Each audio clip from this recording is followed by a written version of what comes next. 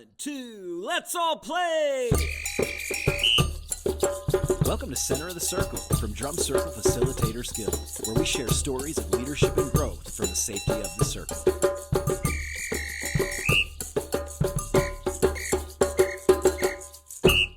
Hey, welcome to the show. It's Center of the Circle. We are your hosts. I'm Chris Jane. With me is the sensational Cindy Jones and the very delightful and dynamic Diana Wallace. And we want to just let everybody know that before we even get started, it doesn't matter who you are, doesn't matter where you're from, doesn't matter what you look like or what you've done. You are a loved and valuable member of this community, and we're going to do everything we can not to waste any of your time.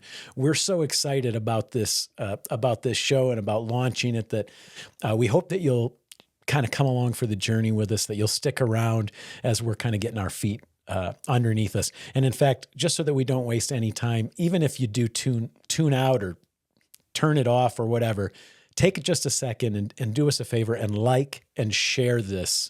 It doesn't cost anything at all. It's free, and it'll really help help this show find the people who will love it.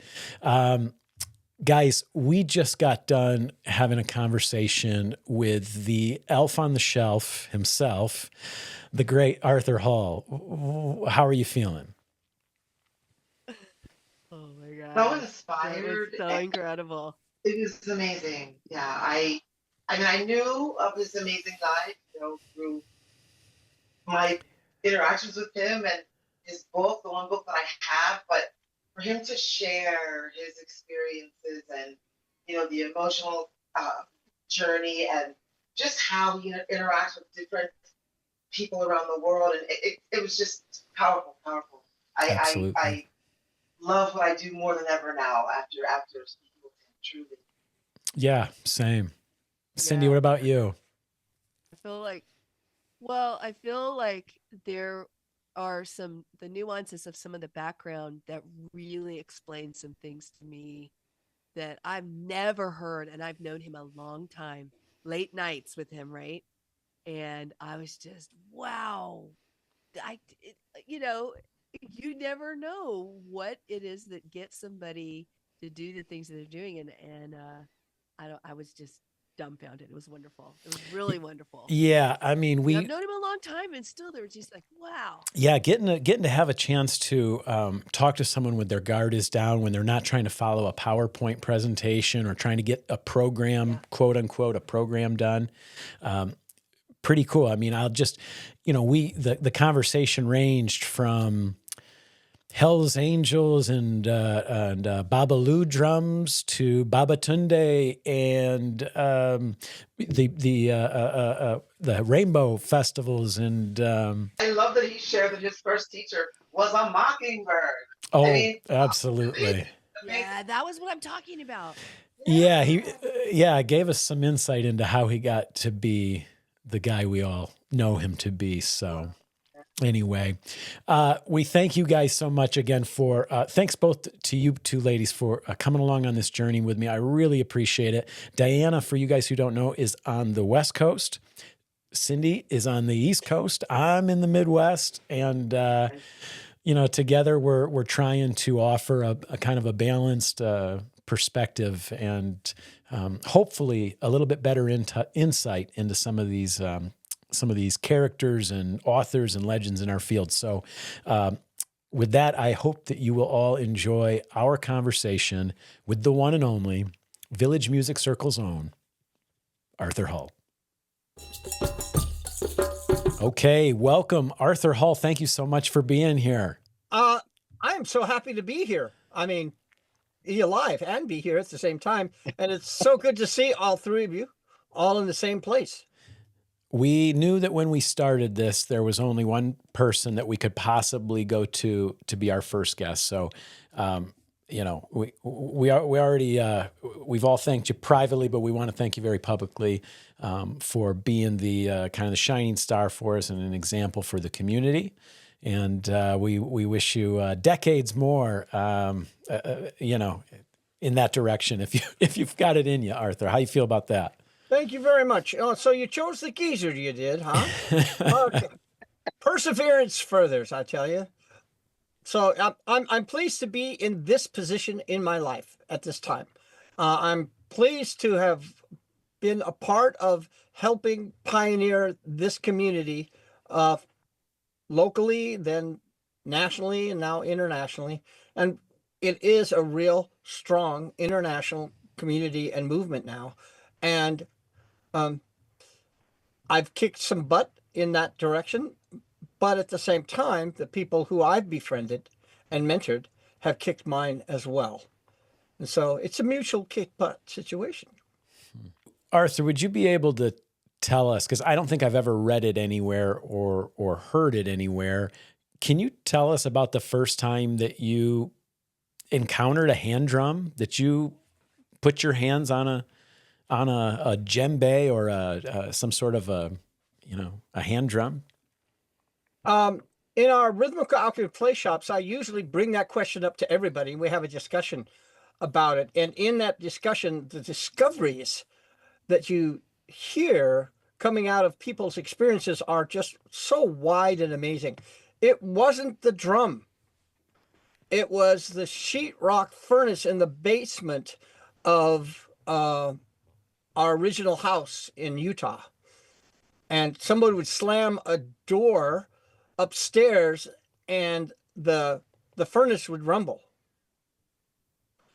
And so that became my first drum. It had all different kinds of sound. My first musical instrument was the stairway down to the basement, because I lived in the basement. I got put in the basement because I was too noisy anyway. And I could tell the song of the footsteps coming down the stairs who it was. And the pitch would go higher as they went lower. And the best time I've ever played those stairs was the day I fell down on them and using my bones and my elbows and my forehead as mallets. And it actually sounded better than all the other times I've been stomping on the stairs. In fact, I was stomping on the stairs when I slipped because I was trying to play the stairs like a not a metronome, xylophone. So you consciously remember having a thought like, oh, hey, that's actually, this hurts, but it sounds musical. okay. No. It's like I didn't have a choice. It wasn't like, oh, there's a drum. No, it was I lived in Utah near Salt Lake, between Ogden and Salt Lake City. And so I'd look up at the Wasatch Range and I would see a song in the outline of the mountains. Wow. My first teacher was a mockingbird who sat in the willow tree and sang his territory when I was home from school having lunch. And I learned all the songs until one day I felt brave enough to sing back to him, and he flew away. And I was sad. And he didn't come back for a couple of weeks, but my dad, he explained to me that this is how they sing their territory, and he heard some competition real close that he thought maybe he had to leave his territory. So yes, I knew all of this guy's songs. I didn't give him a name. And so when he did return, because I sat underneath that tree every day hoping he'd come back to give me more lessons. And when he turned, he had that was one of it. Yeah. But he would come back and went tickle baka. So I didn't sing back. Okay. So he went away and practiced, added a few more chops to his song, and then came back to challenge whoever was underneath that tree. Yeah. Okay. So yeah, a drum. It was big of you to let him have it. Yeah. Oh, I missed him. Yeah. He was definitely my first teacher, and I was learning so much from him. Everything was my drum, especially my kid sister. How about the first time you ever made music with other people? Do you remember the first group music experience where you thought, oh wow, this isn't just me. This is wow, we're in sync. We're doing this. Well, that was the drum circles at the Rainbow gatherings. I went to the first 6 of those crazy, amazing. They're the originator of what do we do in the middle of the desert. I've been to a couple of those. And so when and where are these rainbow gatherings Oh, at? they're still happening. They're still happening today. But was this late 60s? Yeah, Mm-hmm. yeah. And so it was there in those rainbow gatherings that, number one, some people, okay, were actually making, quote, music with things called instruments and guitars and stuff like that. And I had no use for that. They wouldn't let me hit them. You can't use your guitar, someone else's guitar, as a drum. So, but so I sat down and I played with them, and that was my first musical experience. And my first experience of an all women's drum circle was also at the Rainbow Gathering. The women had gotten together. It was, you know, you got 200 or 300 people doing testosterone drumming with huge. I was so proud of the calluses on the outside of my hands, so I could hit harder and louder than anybody else. It was like, So the women would gather together out in the forest somewhere, and I came across them, and they were just, oh my God, there was music in the drumming, and they were listening to each other. What a concept! Yeah, and there was collaboration. Okay, and I'm outside the circle a little way, hiding behind a tree, because it's all girls and women. And they did the first fade I'd ever heard. It's like bumpity bumpity bumpity bumpity bumpity bumpity bumpity bump into silence. Okay, and I cried. Wow. Yeah. Okay, so what drum? Okay, the first drum maybe was Coronado Beach, San Diego. I'm a kid. I'm going down to visit my sister, and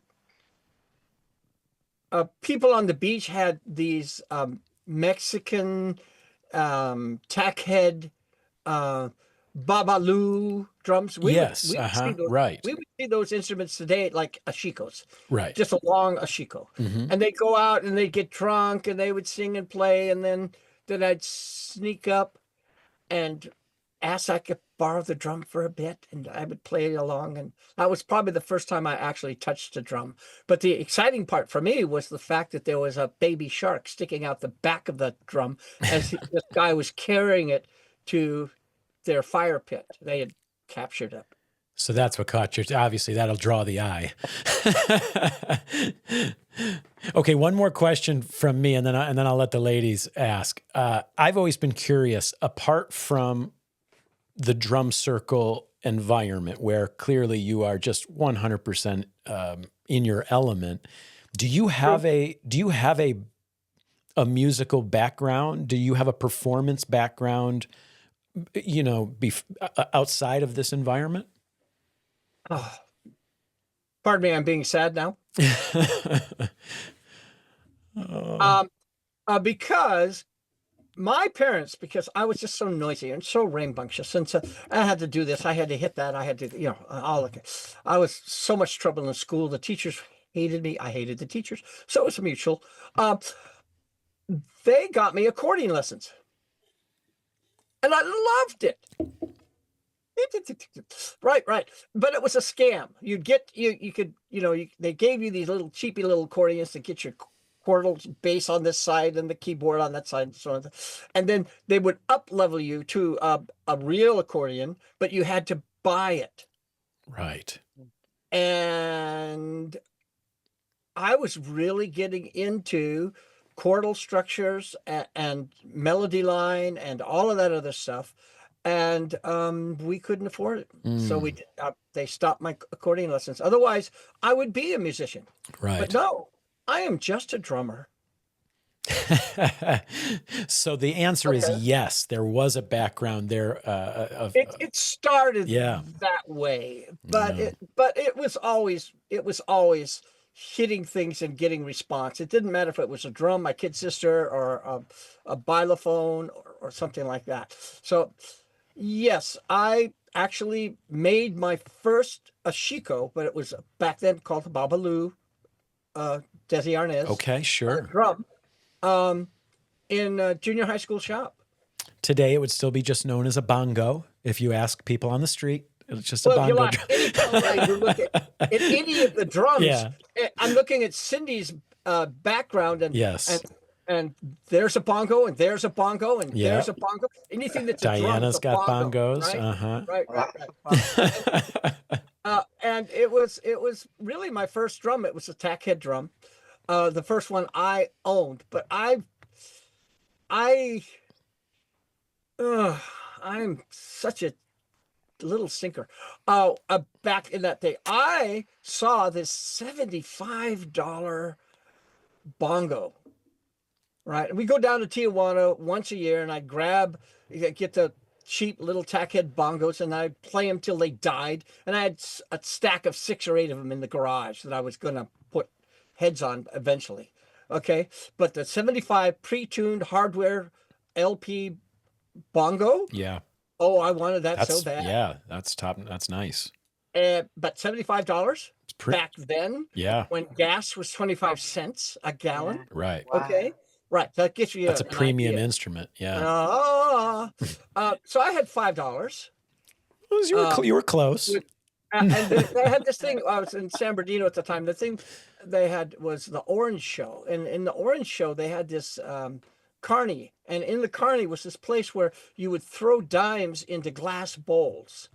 Okay, and they were stacked on top of each other and different colors. Okay, and so if you got a dime in the biggest one, okay, which was blue or some other color, okay, you could pick something off of the blue shelf. Right.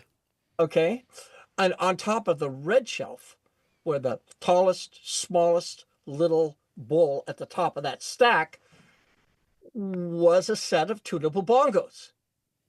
So I took my $5, changed it into dimes, okay, and when my mom was asleep taking her afternoon nap, I took all the dishes out of the kitchen To practice. Stacked them up in the garage. Smart.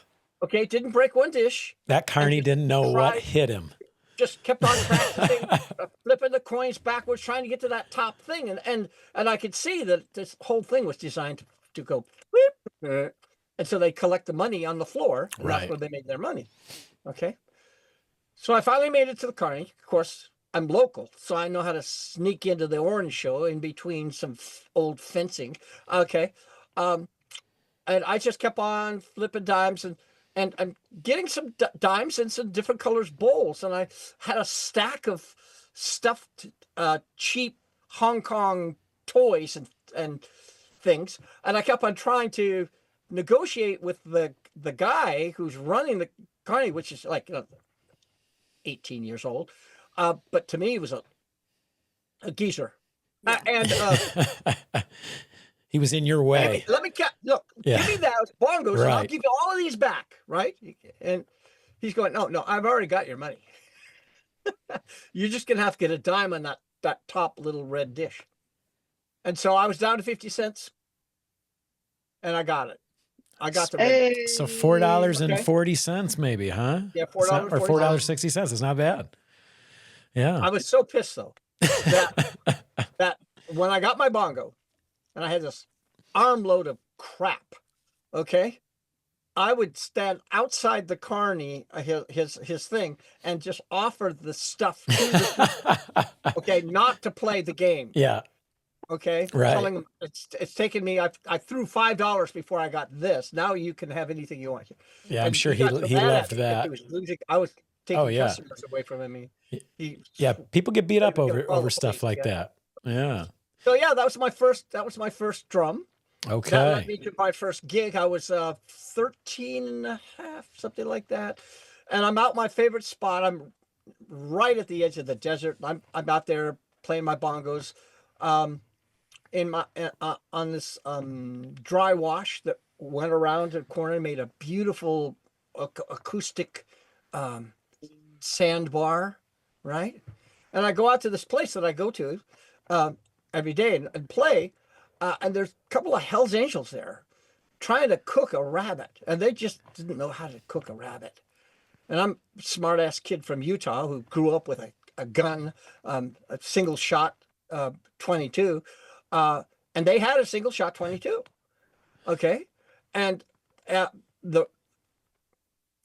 I was kind of upset that they were in my spot, okay, with their bikes and their little fireplace, but they were burning the rabbit. They weren't cooking it. So I told them, you're burning the rabbit. You're not cooking it. You got too much into the fire. You need to put the spick up there. And by the way, there's still, you're taking most of the meat off when you skin the rabbit. What, you know, and they went, we're down to, I think, 4 bullets. I don't know. It's a story. So I might be expanding it. The fish was really this big. Right.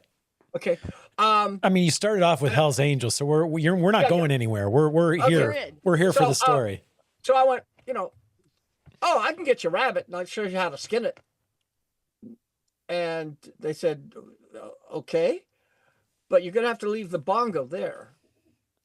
And this one guy was straddling a hog, strumming on a guitar. So I put the bongo by the guitar, took the 4 bullets. I really don't know how many.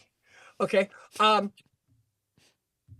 on top of the mound, I hardly had to walk more than 20 feet away from these guys. And of course, these jackrabbits here in the California desert, they go, ah, hoo, ah, oh, hop, hop, hop, hop, hop, hop, stop. Then look, to go, are you still there? And so I know that they're just going to hop and stop. So I just wait until they stop. And I shoot the guy. Okay. I come back and bring everything, all the other bullets back except one. Okay. And the rabbit, because I'm a boy growing up in Utah. And in Utah, it's not soccer dads and mom. It's hunting and fishing dads and kids. Okay. And then I showed them how to skin it. I put it on the rack up there with cooking the rabbit. And then I played my bongos with the strumming guy on the hog. Okay. When he stopped, I stop. And when he started, I start.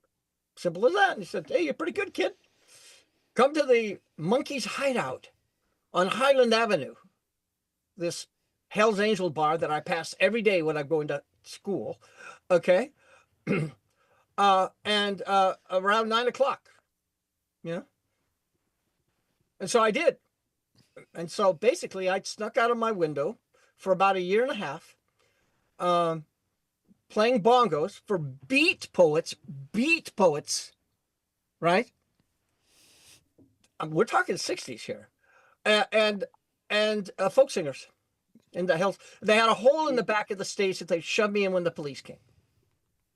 Oh, Okay. right. That was my first gig. I take $5 and tips home every time I played. That's amazing. My first gig. That's a cool first gig. It's great. Yeah. Yeah. And I was 13 and a half going on 14. End of story. So yeah, I am a geezer. Well earned. You revealed. Well Been there, earned. Those are been there, done that. I say this a lot, but You those are want the stories. Those are the stories that I have to typically buy a book and read, to hear. So I love it. I love it. Ladies, It's in one of my books somewhere. one of you guys, By the way, it won't be the same story. yeah, I was just going to say there was 5 bullets next time. Yeah, I remember it well. What do you guys got? What do you guys ask him a question? I've already, I've been on a roll here. Diana, I have one, but do you want to go ahead? No, go for it. I have some too, but go. Uncle Arthur, I really, you are so humble because I know you're an amazing performer. I'm really curious again about how it was to meet Baba and what that thing was like.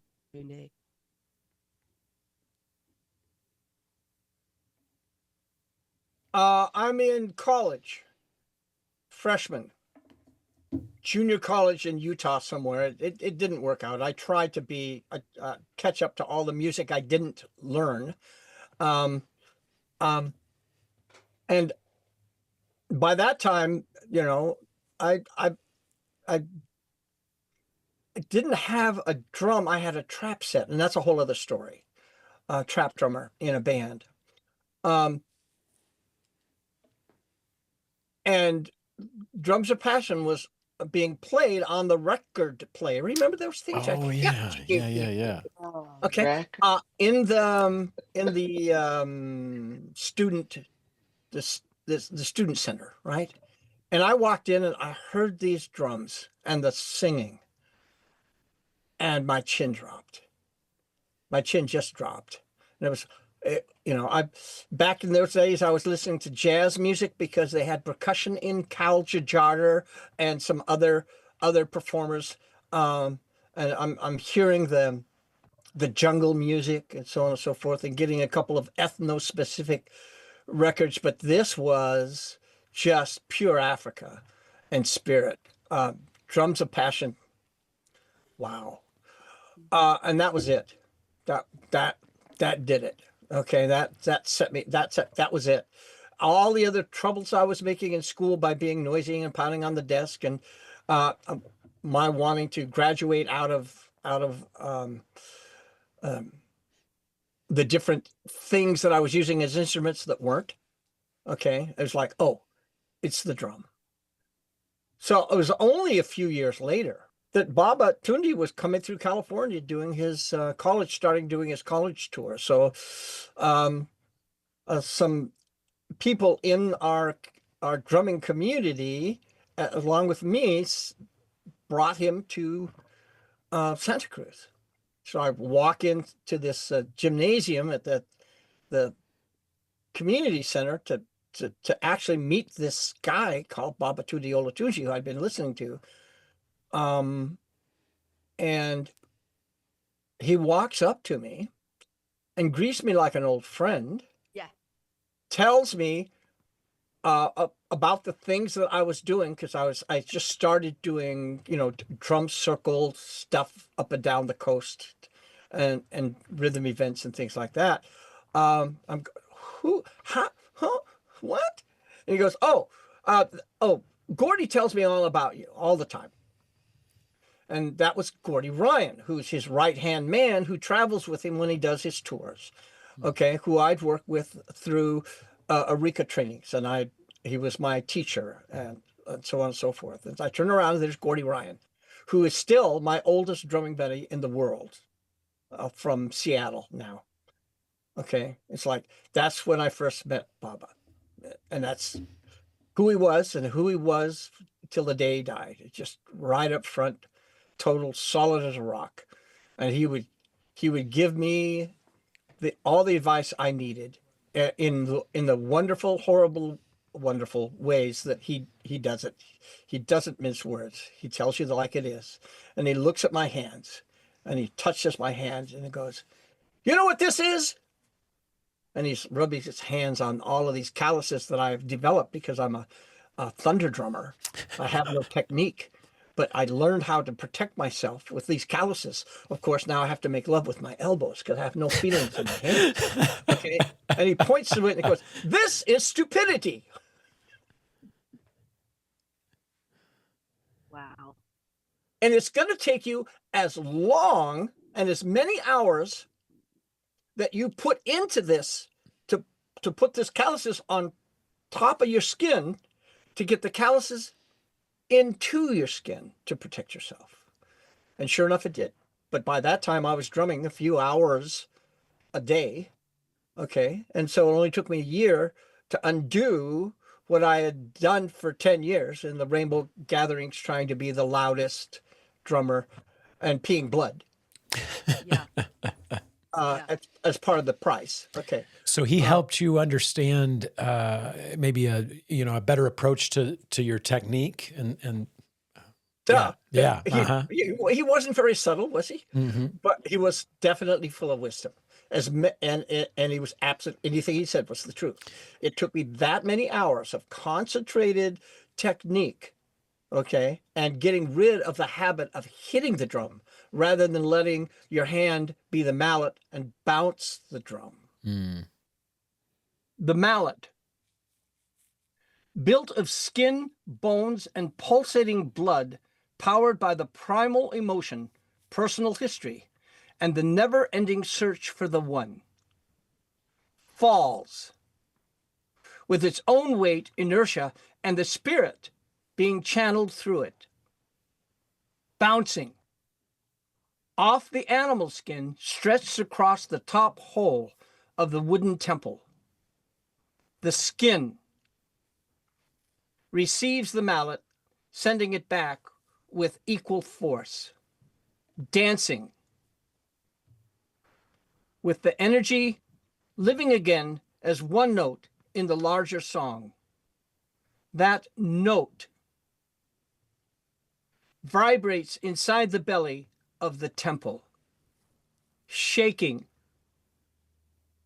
the wooden walls, making its presence felt as well as heard as it forces itself by its own compression out through the small hole at the bottom of the temple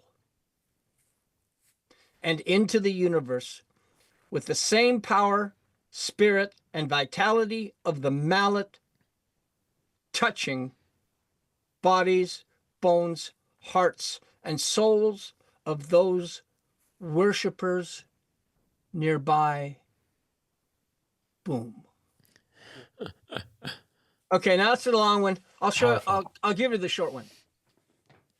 Mallet falls, bouncing, dancing, note shaking, temple touching, worshippers. Boom. I love it. Love it. Yeah. Can't buy it yet. Okay. Second edition's coming out. Good. This one, I had a publisher. Okay, before I bought the publishing right off of him, and he said you got a year to write the book, and it was the first book. Okay. I hadn't stopped learning what it was that I was doing. So by the end of the year, the book was half written. Okay. And he says, year's up. If you don't write a finish to it, I will. So I wrote a finish to it and we got it published, but I kept on learning what I was doing. So I immediately started writing Drum circle facilitation. Yeah. this one, which the students call the Bible. So okay. Arthur held up, he held up, for those of you guys that are just listening, he held up Drum Circle Spirit, which was his first book, the one that I don't have, but I read quotes from sometimes. So I can't wait. I'm excited that a second edition's coming out. And then he held up Drum Circle Facilitation, which he's right, was the kind of the first and main one. The Bible. Yeah, the Bible. I still refer to. I dare you to get to chapter 12. Well, I'm a vindictive. I was angry with him, so he was a bad publisher. He screwed all the people who helped me put together the book that I handed him to be published.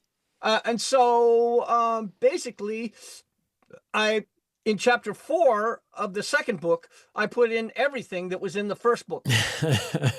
Okay, good to know. Okay. Yeah. Now, what we've done is we've re-edited this book and we've taken some of the bullshit out. Not too much of it, because this is the best book I've ever written. I read it once a year just for inspiration, and then I put it down. I go, wow, I'd like to meet that guy.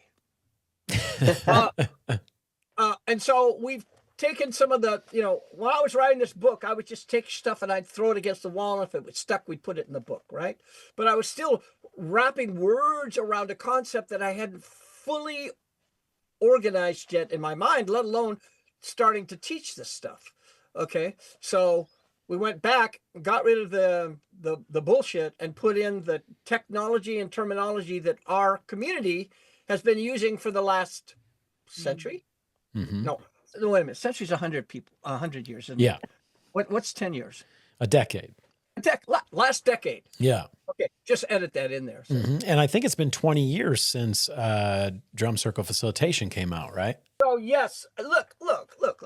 When I first started this out, I was going to be teaching drummers how to create a new occupation for themselves, because drummers in a band means that they had to be in 9 bands just to pay the rent, right? It's not an occupation where you're going to get a lot of money unless you get all the way up to A circuit, right? And that kind of stuff. And so here I am, a percussionist from a musical background, playing in bands, who was actually supplementing his income by saying yes to anybody and anything, any teacher, any music therapist, any kind of way I could take this rhythmical drum circle thing and adapt it to meet the needs of those particular constituencies. And so I ended up, doing team building for corporate with Apple Computer. And they started using me so much, I was pretty much in-house. I was Wow. making more money doing these drum circles for team building than I was making working at the university teaching village music circles. So, yeah. So I started out with the idea of just using people who had a base understanding of rhythmicality and giving them the opportunity to facilitate rhythm-based events and finding and developing a business of sorts that would get a supplement to income for the thing that they love to do most, which is being in a band, a percussionist in a band. Wow. Okay, and that was my intention. But there's all these school teachers and music therapists who started coming to my training because I was going to their programs and using drum circles for their uses of rhythm. Okay, connection, Yeah. trust, Right. learning, cooperation, collaboration, Right. all of that other stuff. Okay, so it was basically those people who are already on their mission that didn't have that much to do with my mission because I didn't know I had one, that brought me to the path. And they started, you know what you're doing? And I'd go, no, because that was the truth. You're blah, blah, blah, blah. And they would, I go down, slow down. I'm taking notes. So now I find myself at conventions doing drum circles and then doing little rhythmical alchemy events at the conventions full of noetic science people, music therapists, school teachers, so on and so forth. And all I had to do was come up with interactive rhythm games, okay, run the game in the off site, of the convention, and then stand back, pull out a pen and paper and going and listen to them dialogue. We can use this if we just dummy it down to this level for this particular age group of kids. We could use this for blah blah blah blah blah blah. And I just okay, slow down. I'm taking note. Okay, and it was that community that kicked me beyond my narrow vision into something that is still opening up to me today. Amazing. I love that. I love that you're sharing how you are still expanding. And may I segue to a question with all that you've done and all the probably thousands of people that you've taught and inspired, is there anything that you still feel that you need to learn or want to learn at this point after doing so much? No, I know it all. No. Bullshit. Look, the process that you're in when you're in the middle of the circle is a God-given gift. Amazing gift if you're humble enough to receive the learnings that you're going to get. Okay? And so, yes, there are drum circle facilitators, and you know them, you've seen them, who mail it in. They've got things that they've picked up, half group sculpt games and things like that, that they know that they're going to have a successful community drum circle if they just do these things. Okay? But successful community drum circle doesn't necessarily equate to a successful community drum circle where you're actually handing the control over to the group of people, educating them without educating them, teaching without teaching, following the people who are following you, all of these concepts that we put in the VMC training to guides the control of a drum circle to the participants who are collaborating and contributing. Okay? Within that context, if you've got that intention, then go is so important for you. If you don't have that, and you're not looking at the end result of empowerment of them and firing yourself through that empowerment, then you've got a different kind of goal that's more self-grandizing. How do I look? Do I look good? Okay, so I'm not going to make any mistakes. I'm just going to do the stuff I know that works, which of course means that I'm going to do the same thing the next time and the same thing the next time because very I think it works. predictable. And all of a sudden it becomes a movie. Yeah. Now, I've seen Matrix 9 times. I finally figured it out. Right. Okay. And so there are those mail it in facilitators, but the ones who are actually playing at the edge of their knowledge and experience are bringing their courage and their experience into the circle. And they're also bringing their fears into the circle and what they don't know to find out what they can know. And so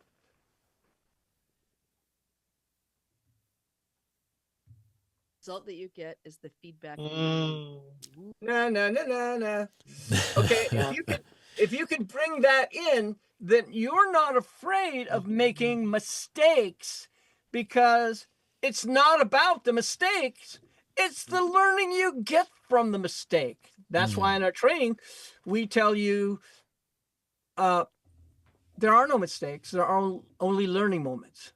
And of course, listen, everything that I know, everything that I'm teaching from this old wise mentor, okay, I've stolen from somebody else. Okay, someone, somewhere. Okay, so you take this. Failure is Albert success in Einstein. progress. That's Albert progress. Einstein. Yep, thank you, Albert. Good on you. Yeah. Okay. I'm sorry, you put me on my pedestal. No, that was No, it's really, great. Thank really you. good. Thank you, Diana. Hey, Arthur, Yeah. would you mind us asking you? You know, I love the idea of pushing yourself to new places, and that's where your mind is at, and being the most true version of yourself as a facilitator. For those of us, for those listening that are at the beginning, more towards the beginning of their journey, if you were starting over as a novice facilitator and you had to sort of rebuild a kit, tell us about some of the differences maybe in how you would start today with some of the things that are on the market as opposed to where you were, with how you actually had to do it. Like if you were starting today and you had the money and you were going to put together a proper kit. Oh, you're talking about the physical actual kit. Yeah, your actual instrumentation. Okay. Yeah, What has got you excited, or what innovations? What would you use today that maybe would surprise us or not?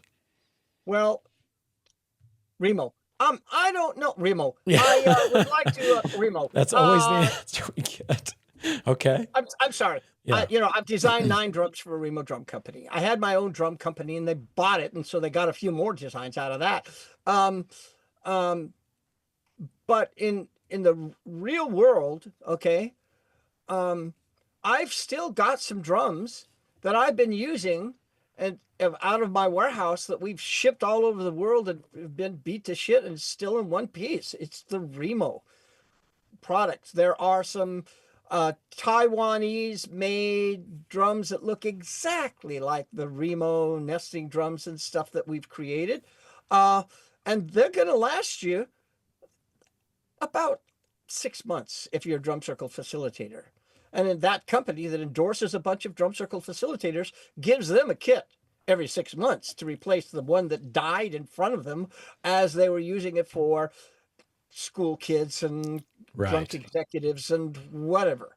Okay, so for me, Remo. Mm-hmm. But in relationship to, that's, if you're a beginner, you're not going to buy Remo drums. You can't afford them. They're made in America. Right. I'd have to buy the Taiwanese crap. Okay. Disguised as, never mind. I'm not going to give it. I would get in trouble. So you take Coke cans, make sure that you've drinking out of them. Okay. And put different kinds of rocks or seeds or pebbles in them, cover them up with cloth, and you got your shakers. You can take sonar tubing, the kind of stuff that they pour cement into to make pillars. Nice, heavy duty, thick. I've got one that's 20 years old that's still working today. and then hang them with natural skin heads, or buy Remo heads and hang them. Okay, so you could create your own kit and start there. And then as you begin to generate financial income from the things that you're doing, because you're saying yes, just say yes. They're going to be To the calling you up. opportunities. Yeah. Yeah. Then basically the reality is that you'll be able to build your kit. But even if you can't at the moment just go out and spend a few $1,000s to get a kit of instruments, and we could talk about the specifics of that later. Here's a story. Government sponsored training. They're like cabinet ministers in Canada, like our cabinet ministers. Okay, all the heads of the departments all come together for an event, a conference. They rent out the whole hotel, and it's in Winnipeg in the middle of winter. Why? I don't know. Winnipeg has no mountains, all snow, and they have walkways underneath and above the street, so you can get from one place to another without going out into below 60 weather. Okay, so I send a drum kit to Canada. What do you need? Low drums, medium drums, high drums. Bells, shakers, and woods. 50-50. Not everybody needs a drum. Okay? Makes your kit smaller and gives you a lot more different kinds of things you could do. So I send it to Winnipeg, Canada, to that hotel. Somehow, it ended up in this hotel of the same name in Vancouver. And it was a 1-week program where I was supposed to do an opening presentation, a closing presentation, and a little lunch jam after lunch, because that's when everyone goes to sleep. So you don't want to have a lecture. You don't want to be the lecture guy after lunch. Right. Okay. So they say, no, we can't fly it, even though we're the government people that come in, blah, blah, blah, blah, blah. We can't fly it, but we can drive it, the kit, to Winnipeg in the middle of Canada from Vancouver. It'll take 2 to 3 days. It's in the middle of winter in Canada. Okay. No problem. Okay. So I go to the, he's at the, next to the desk that you register, and he's the connoisseur, the concierge. The concierge. Yes, sir. What can I do for you? And the executive guy who's running the program goes, this is a major blah, blah, blah, blah, blah, blah. He needs to do blah, blah, blah, blah, because I explained to him what blah, blah, blah meant. Okay. And you got to accommodate him for this program that we're going to do tonight for equipment that we don't have. So I ran to the hotel, and I found the heavy-duty morning coffee cups with spoons. Okay. I found out that the black trash cans had a different sound when you turned them upside down than the white ones that were in the bathroom. So we had 2 sounds. Nice. I found laundry carts and took the wheels off them, turned them upside down, and boy, there's our bass drums. And so on and so forth. I found they had just replaced the handrails, okay, with metal ones, and they had all the wooden handrails down in the basement. I had them cut them up and make clavies for it. Right. Okay. We went to the kitchen, and the guy comes up with these big salad bowls and takes a wooden spoon and goes, what about this?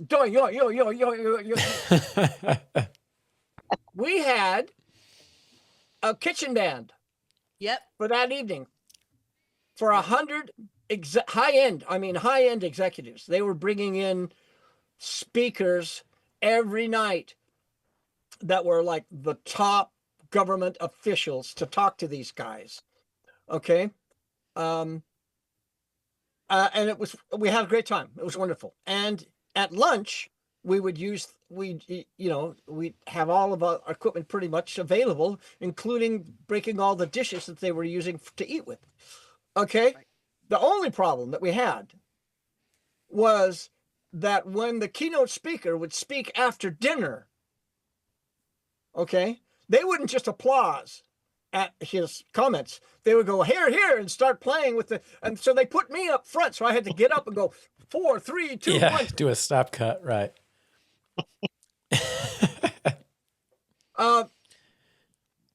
And the other problem was finally the kid arrived, and they were primed for that. And it was great sounding, but some of the participants wouldn't give up their favorite trash can. How about that? How End of about story. that? Yeah. So, So the yeah, moral kids, is start yes, humble. right, is start where you are. Say yes, start humble. You know what's Deal with amazing, it. Arthur, is that's the exact same advice they give you in, well, any good business that you start. Lead with revenue, right? Lead with, start with what you've got, and then as you earn, you can upgrade, right? Listen, on all levels, from the cosmic point of view, that's what I did, whether I knew it or not, or liked it or not. And I started with my limited vocabulary. I started with my limited emotional intelligence. I started with a limited mission that I didn't even know it was. Okay, I started with all of these things and just kept all the doors open for learning on all levels. We are so grateful that you agreed and that you've been so good and patient with us about just hanging out and dealing with the tech stuff. We apologize to anybody, if this is the first episode that you're seeing and this is your first clip, maybe I just want to invite you to hang in there with us. We're at the beginning of this journey. It's going to get Absolutely. better. Our sound will get better. Our video will get better. We'll get better at asking questions, all this good stuff. But Arthur, you have absolutely exceeded our wildest expectations for our first guest in our first episode. I was hoping that maybe you could also kind of lead us out of this podcast by introducing a kind of how we're going to end the show, hopefully with every guest, and that's with a call to drum. And so, ladies, if you want to say goodbye to Arthur real quick, we'll say our goodbyes, and then Arthur will give us a call to drum, and we will see you guys next time. Yeah. Thank you so much. This was Thank you fun. for I the want shout. 2 more hours with you. I've Yeah. only got 1,000 more stories. Come on. Well, honestly, this might become an annual thing where we have to get Arthur, like one Arthur, a day with Arthur every year would be amazing. Yeah, it would. This was a wonderful hang. It's so nice to Great. see your faces Thanks. instead of once or twice a year. Okay. Yeah. And Really fun. yeah, your questions took us on a couple of different journeys that I hope that it was inspiring enough for people to want to come back to your programs more and more. Okay. That's right. Call to groove. Look, as a drum circle facilitator, if you've got your relationship with yourself together in relationship to what your mission is when you're walking out into the middle of the circle, it doesn't matter as far as the language that you're using, okay, because it's the body language and your spirit that's going to be the biggest, most important facilitator. And so I can go to any country in the world and I only need to learn how to say 3 things. Okay. And the rest is body language and spirit. Okay. 1, 2, let's all play. Okay. Continue to play. Okay. And where's the bathroom? Right. Okay. Well, if I've got those 3 things down, everything is just fine. Okay. As long as the body language, because it is a universal thing that we do. And if we carry our spirit in as much as we carry our technology of facilitation into the middle of the circle, it doesn't matter. It's going to be a success because of the relationship that you create between you and those people who become, at the end of your program, one entity. And it all starts with 1, 2, let's all play.